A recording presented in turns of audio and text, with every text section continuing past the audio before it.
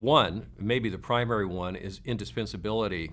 A lot of pastors imagine that they are indispensable to the work, and so they are there every time the church doors are open. They attend every meeting, even to discuss the color of the paint in the women's bathroom.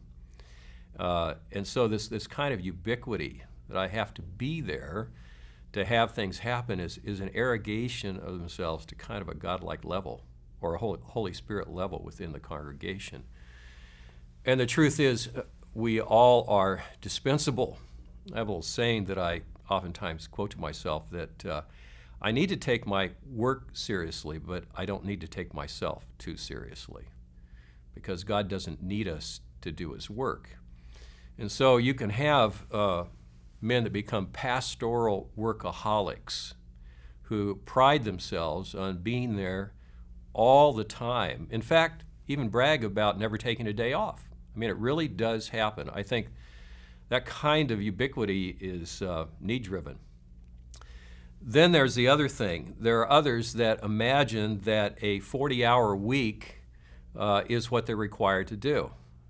I actually knew a young man who, in his early pastorate, believed that he should just work a 40-hour week. And his wife challenged him on it, so he kept track of his time, and he found he wasn't even working a 40-hour week. And then he came to understand that a lot of things that he considered to be pastoral responsibilities were really just pleasures that he wanted to pursue. And so it began a great turnaround in his life. And I have to say, as he faced up to that, he then became a man who really did work for the Lord and serve the church. At the same time, I would say if you imagine that you can do your work in 40 hours, you're mistaken.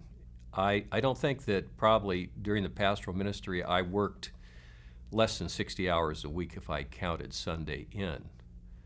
But I did know how to take my days off.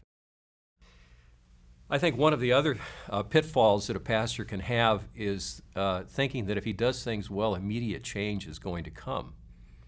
And when I talk to someone like that, I like to remind them of a commonplace, which is that it takes 7 miles at sea to turn an ocean liner around. Speedboat's another thing, so maybe if you've got a new church, you can turn things around quickly. But if it's got any history, it takes time to turn it around. You need to turn it around by degrees. And since I'm using the metaphor, and if you don't understand that, you'll either swamp the ship or that cruise ship will become a battleship.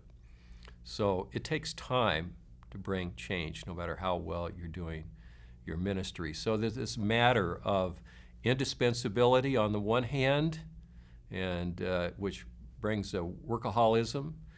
To laziness is another pitfall. To the other, imagining that things will change overnight if you're doing things well. 3 little bits of advice to avoid the pitfalls of pastoral ministry.